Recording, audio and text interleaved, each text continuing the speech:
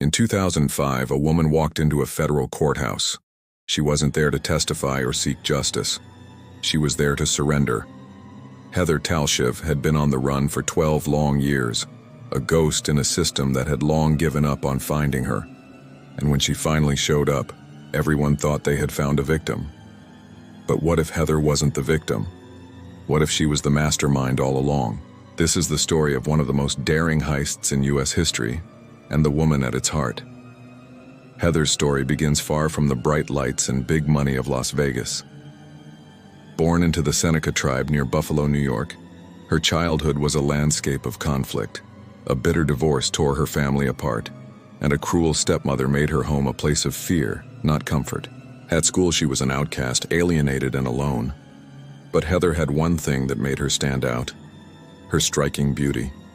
In a world that seemed set against her, this gift felt more like a curse, drawing unwanted attention and making her a target. She learned early on that to survive, she had to be tougher and smarter than everyone around her. After high school, desperate for a new start, Heather left her painful past behind and moved to San Francisco to live with her mother. She was determined to build a better life. She earned a diploma and became a nursing assistant, a respectable path that promised stability. But the shadows of her past were long, and the vibrant, chaotic energy of the city pulled her in a different direction. Soon she found herself entangled in a dark world of drugs and alcohol. The promising future she had worked so hard for began to crumble before it had even truly begun. It was in this vulnerable state, teetering on the edge, that she met him, Roberto Solis, the man who would change everything, and not for the better. Roberto Solis wasn't just a boyfriend, he was a career criminal, a smooth-talking poet with a dark side. He specialized in bank robberies, and he saw something in Heather, a potential partner in crime. He introduced her to a life of illicit excitement she had never imagined. Together they left San Francisco, drawn by the siren call of Las Vegas.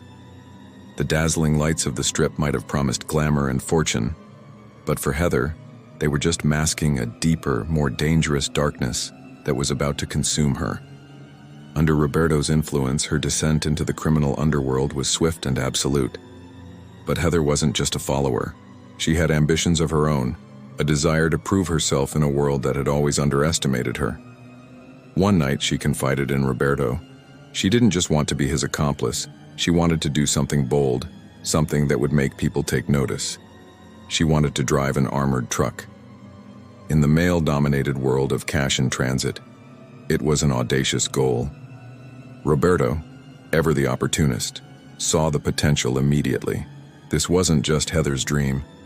It was the key to their biggest score yet. He threw himself into training her, helping her study, and pushing her to get her commercial driver's license.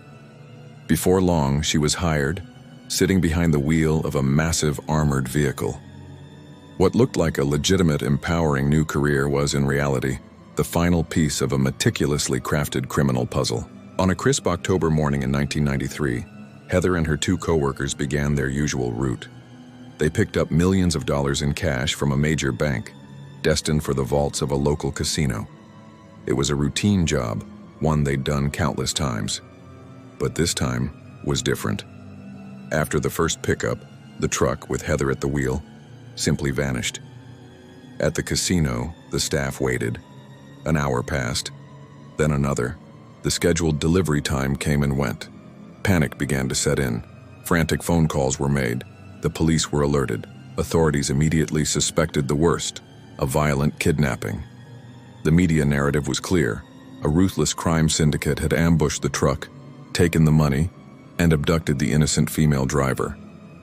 A massive manhunt was launched for Heather, the presumed victim. But as investigators scoured the security footage, something felt wrong. The details just didn't add up. 12 years went by. The trail went cold. Heather Talshiv became a ghost, a footnote in a sensational but unsolved case. Then, in 2005, she reappeared as suddenly as she had vanished. She walked into that federal courthouse and turned herself in. The story she told was stunning. She claimed Roberto Solis had forced her into the crime. He had used a toxic combination of drugs, psychological manipulation, and terrifying threats against her family. She painted herself as a helpless pawn in his game, a terrified woman who had no choice but to comply. She was a victim, she insisted, not a criminal. But as she recounted her tale of being held captive, her calm and collected demeanor raised eyebrows. Where was the trauma? And more importantly, where was the money? For those 12 years on the run, Heather claimed she had lived a miserable, hand-to-mouth existence. She said she'd worked a series of low-wage jobs in hotels and restaurants, raising a child alone, constantly looking over her shoulder. Roberto, she alleged, had taken all the money and disappeared, leaving her with nothing but fear. Her story was compelling, and to many it seemed plausible. She had been a troubled young woman who fell in with the wrong man.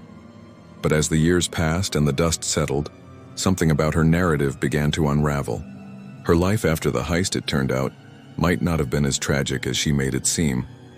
In 2021, a new documentary series reignited interest in the case. Investigators and journalists started looking at Heather's story with fresh, skeptical eyes. They began to pull at the loose threads of her victim narrative. The real question wasn't what Roberto did to her, but what if Heather had been playing everyone from the very beginning? What if she hadn't been the pawn, but the queen? The truth that began to emerge was more shocking than the heist itself. It appeared Heather had access to the stolen millions all along, living a lavish life hidden in plain sight, funding a comfortable existence while claiming poverty. And Roberto? He was gone, vanished without a trace, almost as if he never existed. So, was Heather Talshiv a terrified victim, manipulated by a master criminal into a crime she never wanted to commit? Or was she a brilliant mastermind who orchestrated one of the most audacious heists in U.S. history, manipulated her manipulative boyfriend, and then played the victim card so perfectly that she almost got away with it? After serving a sentence of just over 5 years, she was released. And then once again she vanished. The full truth may never be known. But one thing is clear. Heather's story is a chilling reminder that sometimes the most dangerous criminals are the ones who are best at playing the victim. And in a story like this, the truth is almost never what it seems. What do you think? Was she a victim or a mastermind? Let me know your theories in the comments below. Thanks for watching, and if you enjoy digging into mysteries like this, make sure to follow and subscribe for more.